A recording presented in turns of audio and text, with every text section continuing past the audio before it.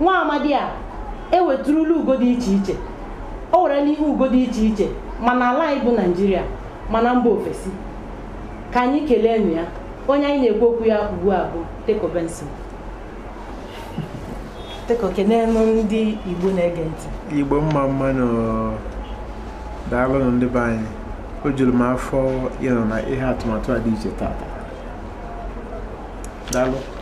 Ya bụ anyị si ka anyị mara onye bụ ihe m ji mara gị bụ Teco Benson. Ị nwekwara aha Igbo? Kọwara na anyị ihe bụ Teco Benson. Ọ bụrụ na ị nwere aha Igbo gwa anyị ebe isi na ka isi arụ ọrụ ihe ejije nke anyị na-anụ na nke anyị na-afụkwa maka na asị na ihe onye na-eme ka ekwe ji akpọ ya. Kọwara ndị Igbo na-ekiri anyị ugbu a otu isi arụ ya bụ ọrụ. Okay, afa m bụ Teco Benson dịka isi ekwu